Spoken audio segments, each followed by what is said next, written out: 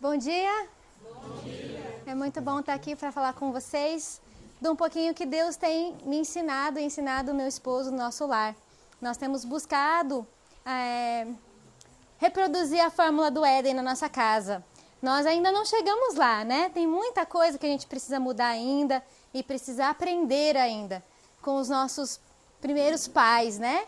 Que aprenderam diretamente de Deus. Mas naquilo que nós já conseguimos, pela graça de Deus, colocar em prática em casa, nós somos profundamente agradecidos a Deus, porque realmente a fórmula do Éden é a solução para os nossos problemas atuais. Se os irmãos pararem para pensar um pouquinho, não sei se vocês já perceberam isso, Satanás ele gosta de trabalhar com os extremos.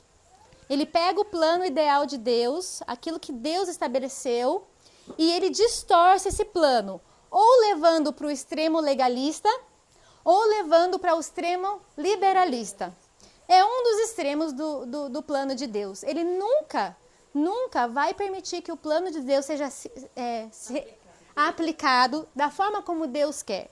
Mas graças a Deus que nós temos um Deus soberano, que é mais poderoso do que Satanás. Muito mais poderoso. E isso também se aplica ao papel da mulher.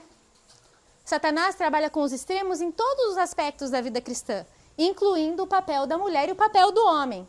Mas eu vim aqui falar especialmente do papel da mulher. Então, vocês viram, né, com o Deison sobre o papel da mulher no Éden, o papel da família no Éden.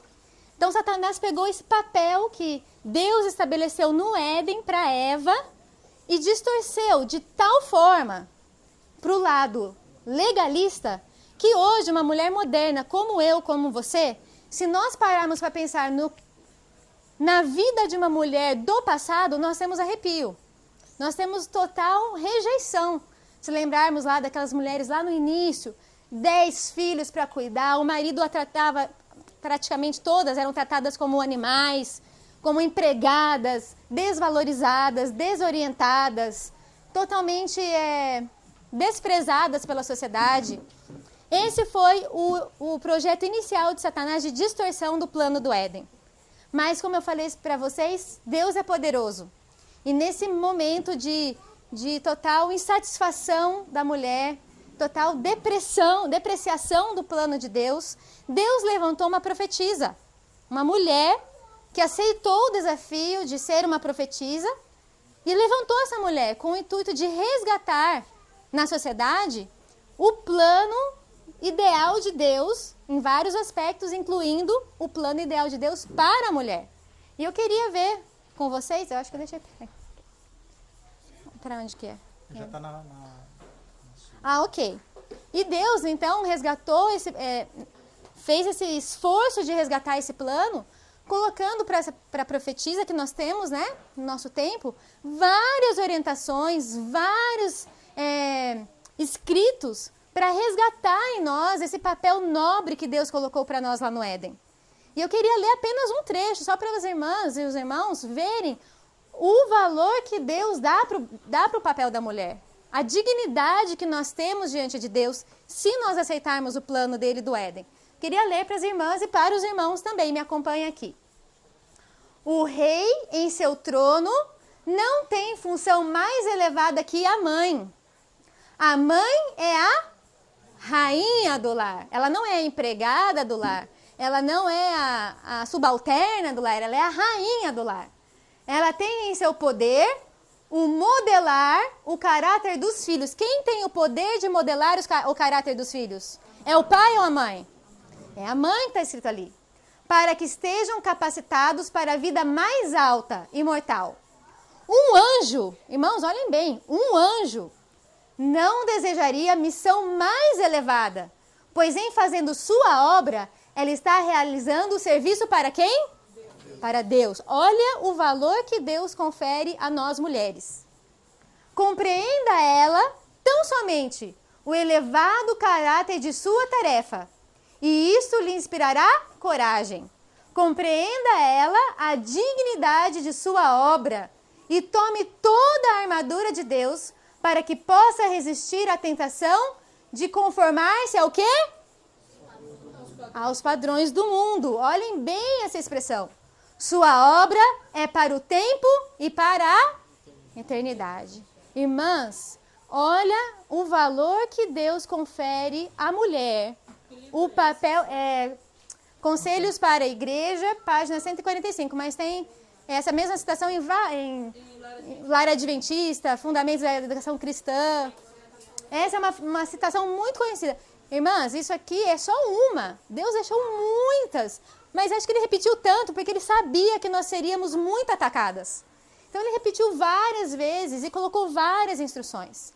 Mas nesse mesmo momento, nessa mesma época, que Deus levanta a profetisa para mostrar para nós o valor do nosso papel, Satanás vem novamente com uma segunda tentativa de distorcer o plano de Deus. Mas dessa vez, a tentativa dele é não para o extremo legalista, mas agora para o intuito final dele, que é o extremo liberalista. Ele sempre leva para o extremo legalista com o plano, o objetivo final dele é o extremo liberalista.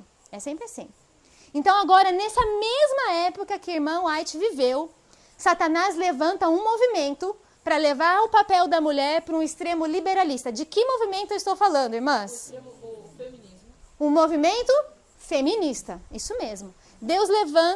Satanás levanta mulheres insatisfeitas com o seu papel totalmente depreciado, com o seu papel totalmente desorientado, oprimido, ou mulheres que já eram, em seu íntimo, homossexuais, já não tão desgastadas pela opressão, que já não queriam nem mais relação com o homem, e levanta um movimento para tirar da mulher completamente este papel instituído por Deus no Éden. Irmãs, e é muito engraçado de observar qual foi a primeira revolução que esse movimento feminista introduziu. As irmãs têm alguma ideia? Qual foi a primeira revolução? Elas colocaram várias revoluções no mundo feminino que nós sofremos hoje. Mas qual foi a primeira? Quem eram as amigas delas? Antes de continuar, é engraçado que, para provar, para as irmãs terem certeza que esse movimento feminista não pertence a Deus, as originadoras desse movimento, elas eram amigas íntimas das irmãs Fox. Quem foram as irmãs Fox? Alguém lembra? Exato. Elas eram juntas, elas formaram juntas. Então, o feminismo e espiritismo estão intimamente ligados. Vocês precisam ir na história, confirmar isso que eu estou falando, que nós não temos tempo de estudar a história juntos, mas vão. Isso é fundamental para nós hoje, mulheres modernas, nos afastarmos completamente das revoluções introduzidas pelo movimento feminista. Não tem nada a ver conosco. Não tem nada a ver com o plano ideal de Deus. É contrafação do inimigo. E vocês sabem como que funciona a contrafação, não é? Parece bom, mas no final é ruim, não é? Mesma coisa com o feminismo. Soa até que bom, né? A mulher sendo digna, a mulher igual ao homem. Mas no final, irmãs, é destruição das famílias. E eu volto a perguntar, qual foi a primeira revolução? Eu nem gosto de chamar de revolução, eu gosto de chamar de rebeldia. Porque uma rebeldia é o plano de Deus. Que o movimento feminista introduziu na sociedade feminina. As irmãs têm alguma ideia? Vestuário, Marili. A primeira revolução foi o vestuário. O que elas falaram? Não nos vestiremos mais como mulheres. Vamos passar a nos vestir como homens. É o símbolo da igualdade. Vamos passar do domínio. Não seremos mais submissas. Agora nós temos a autoridade igual. Então, o primeiro símbolo, a primeira rebelião foi o vestuário. Aqui, dá para ver um pouquinho, tá meio claro, né? Mas elas passaram a se vestir de uma forma bem semelhante. Não sei quem são elas, eu não sei se são as irmãs Fox, provavelmente não são elas, mas são as primeiras mulheres, né? Que se uniram ao movimento feminista e elas estão usando roupas semelhantes às roupas dos homens da época. As mulheres não se vestiam assim, eram vestidos até impróprios. Engraçado que a irmã White, na mesma época, ela também fez uma reforma do vestuário. Ela também promoveu uma reforma, porque o vestuário também estava num extremo legalista. Mas a reforma da irmã White não foi para colocar a mulher em semelhança com o homem. Foi para trazer saúde para a mulher. Foi para trazer feminilidade para a mulher.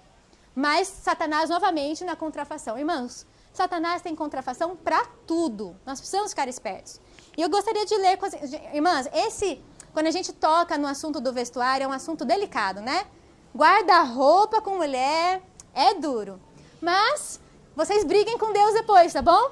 Eu só vou falar aqui o que eu tenho estudado na palavra de Deus. E eu gostaria de também falar que Satanás nunca introduz uma mudança radical. Nunca. Ele é esperto. Ele introduz mudanças conta-gota. Pouquinho aqui, pouquinho aqui, pouquinho aqui, até que chega no objetivo final dele. Olha esse texto aqui.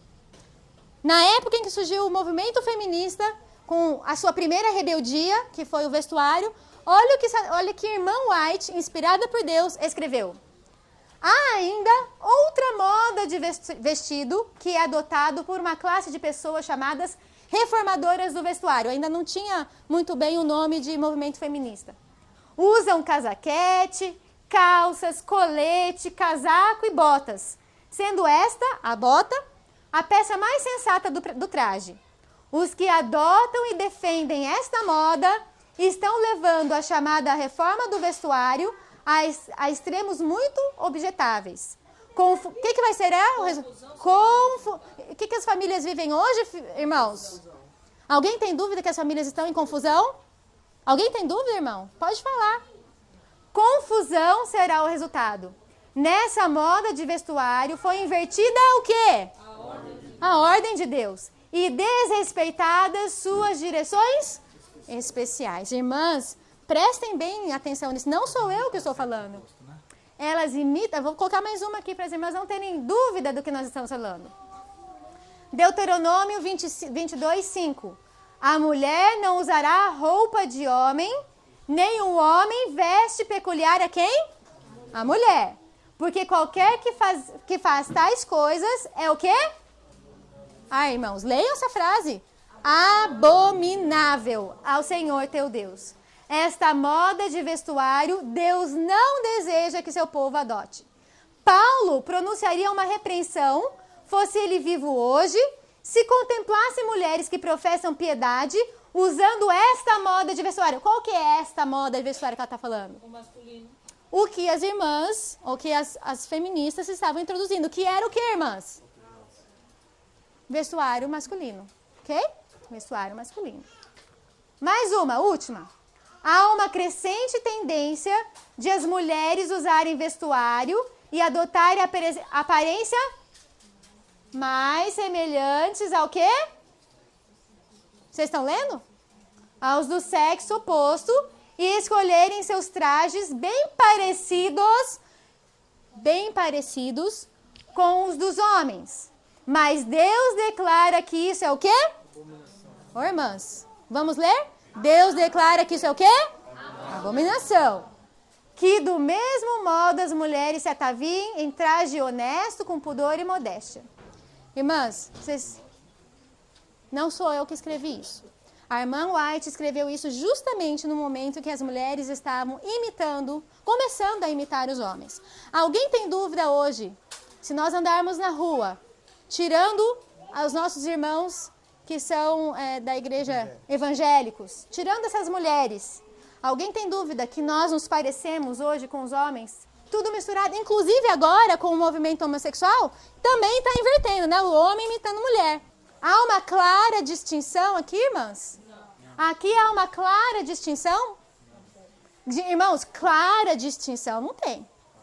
Decote, cor, detalhe não é clara distinção. Clara distinção é o que Deus colocou para a mulher. E o que Deus colocou para a mulher? Vamos estudar, vamos na palavra de Deus estudar.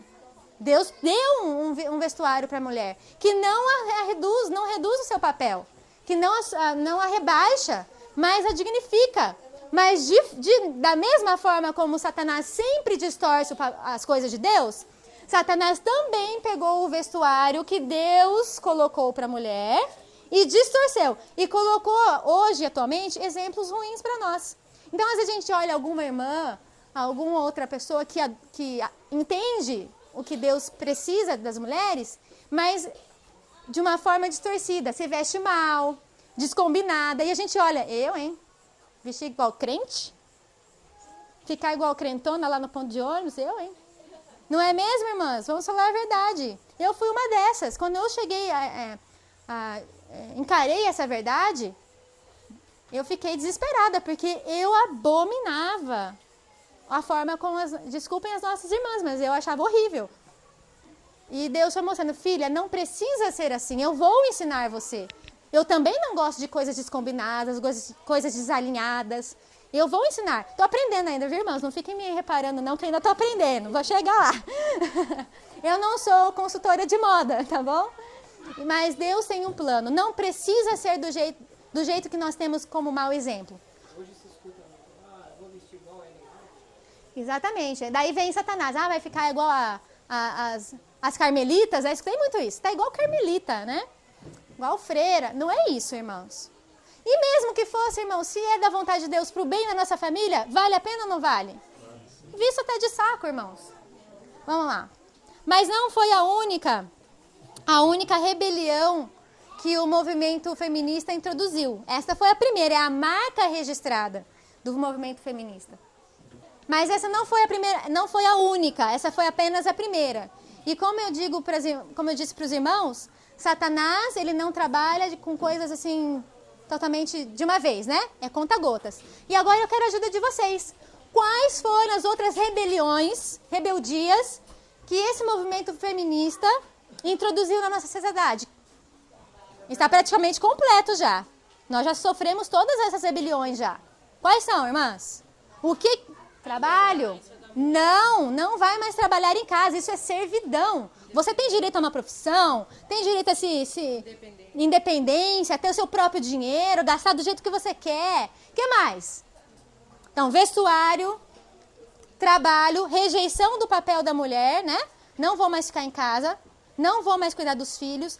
O que acontece com os filhos? Para creche. Isso de cuidar de filho pequeno, que coisa mais servil. Você é muito mais capaz que isso. Põe lá para a creche criar seu filho. Não é o pensamento feminista isso, irmãs? O que mais, irmãs?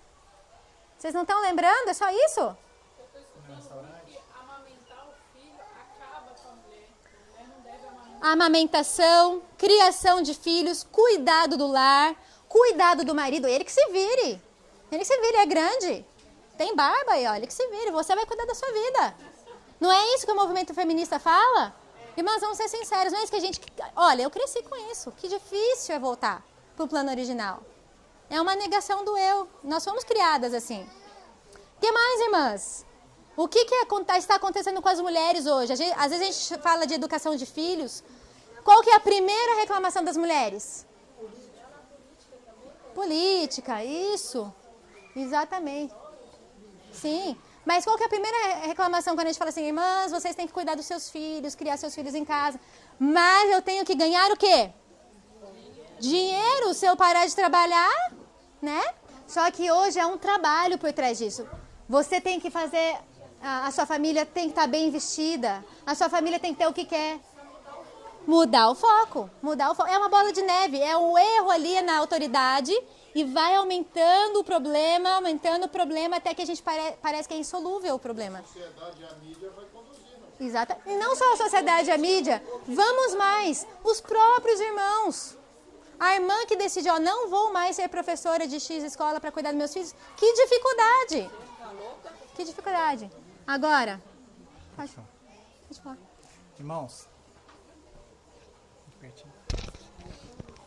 Irmãos, quem é que define o sexo do bebê? O homem. Domínio. Quem é que molda o caráter? A mãe. Entendeu? Domínio, papel. Qual dos dois papéis é o maior? Mas o domínio mas é apenas uma organização. Olha a diferença que Deus quer restaurar para nós, né? Isso eu queria mesmo falar para vocês agora, terminando, né? Que o movimento feminista, ele prega que deixa a mulher em igualdade com o homem.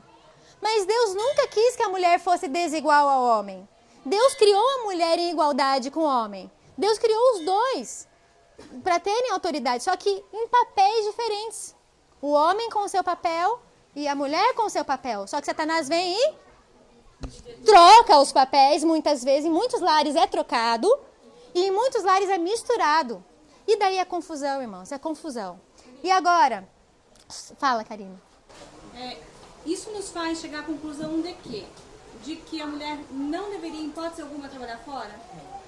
Ou se ela consegue conciliar o trabalhar fora e administrar o seu lar, os seus filhos... Só se o marido for inválido. Só se o marido fosse inválido. A única posição diante do plano de Deus da mulher trabalhar fora é no caso do marido ser um inválido.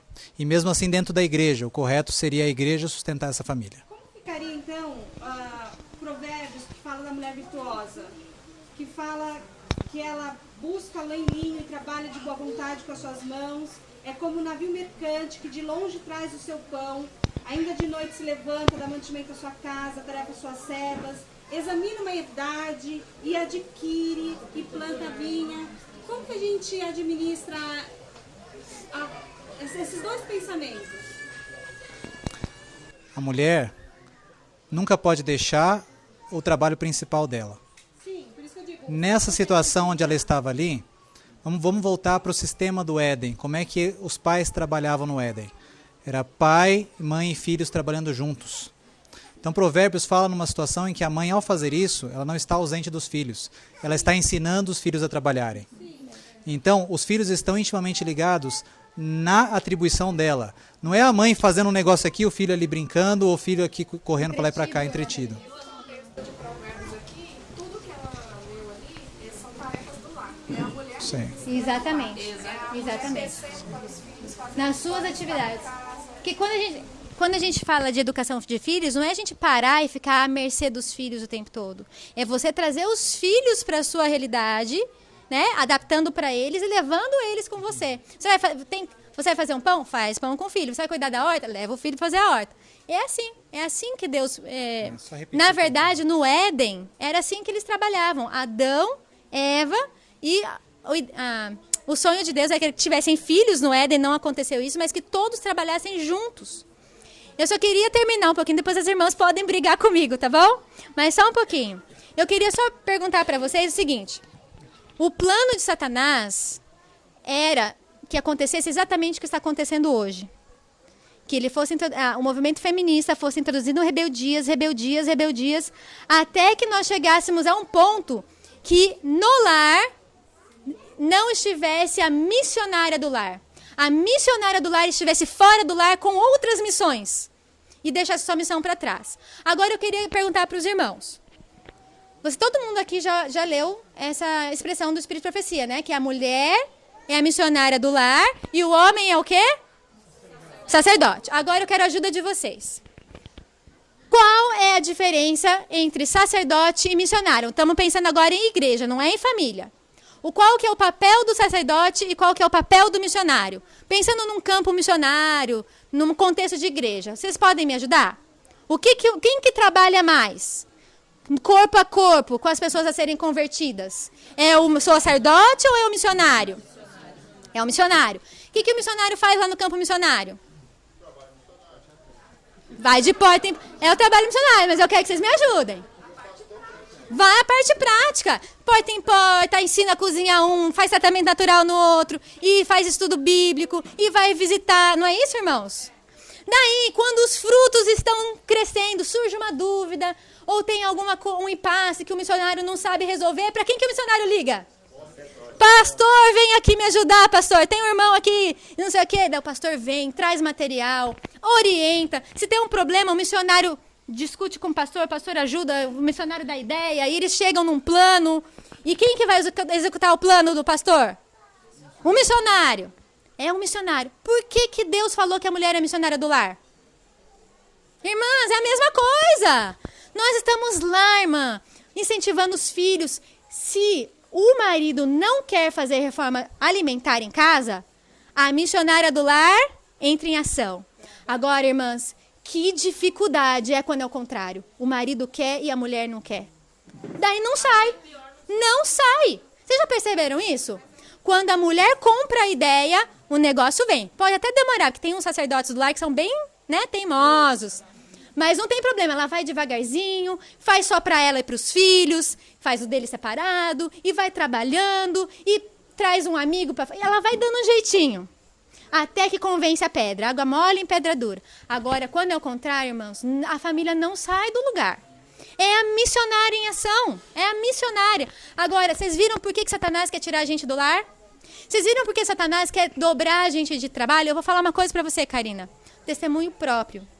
Eu também achava que eu conseguia fazer 1000 coisas. Porque eu assim, cuidar da minha filha, cuidar da casa é muito pouco. Eu quero trabalhar para o Senhor. Quero várias atividades. Então, quando a minha filha está dormindo, né? Teoricamente, eu estou livre, né? Do meu posto. Então, eu posso fazer outras atividades. Irmã, a nossa cabeça fica cheia. Satanás trabalha de tal forma com a gente que aquele espaço de tempo que você se dedicaria para outras coisas acaba influenciando a sua vida inteira. Você começa a ficar preocupada. Por exemplo, eu peguei um trabalho para fazer só no horário que a minha filha está dormindo, para não atrapalhar o andamento do lar, ficar dentro dos princípios de Deus. Mas esse trabalho tem uma data para entregar. Esse trabalho tem as dificuldades. Então, naquela uma hora eu estou trabalhando. Surgiu uma dificuldade, minha filha acordou. Onde que está a minha cabeça? Está na dificuldade. Está na data de entrega, que eu tenho que entregar, e a filha passou mal, não dormiu, eu não consegui trabalhar, e acumulou. Vocês percebem que a gente se coloca numa esteira que não nos pertence? Tem pessoas que conseguem? Você consegue, sabe, trabalhar naquele momento que você está livre e desvincular completamente? Eu não consigo. Irmãs, nem no banheiro mais a gente tem tempo, né? Quando tem filho, né? Vai junto, né? Então, qualquer momento a gente tem que aproveitar. É muito difícil porque na minha casa, no meu lar, eu sou sacerdote. Meu esposo tem 3 anos que ele se batizou na igreja. Então, desde que ele se batizou, ele fica assim, de trabalho em trabalho, pulando de galho em galho. Passa um mês em um, fica um mês sem, passa... Então, ele começou agora em um novo trabalho. Quer dizer, em 3 anos ele passou por uns 11 empregos. E agora que tem 3 meses que ele está fixo em um. Então, eu oro muito a Deus. Porque a minha filha, ultimamente, ela tem 12 anos. Ela vem reclamando muito. Mãe, a senhora não me dá mais atenção. Mãe, lembra quando a senhora contava historinha pra mim, que a gente ficava olhando as estrelas, e a senhora ficava conversando comigo? Eu sinto falta disso, mãe. A senhora não fica mais comigo. Quer dizer, isso me deixa muito preocupada, porque eu trabalho o dia inteiro, me sobrecarrego, e eu tenho que cuidar do lar, cuidar da minha filha, dar atenção pro meu esposo, e também tenho que tirar um tempo pra mim e Deus. Daí tinha que ter mais de 24 horas, né? Não tem, né? Mas Deus tem solução para o seu caso também, irmã. Deus vai dar a solução para você. Agora, eu sei que tem várias mãozinhas levantadas. Eu vou deixar você falar. Fala então, senão eu não vou deixar, não.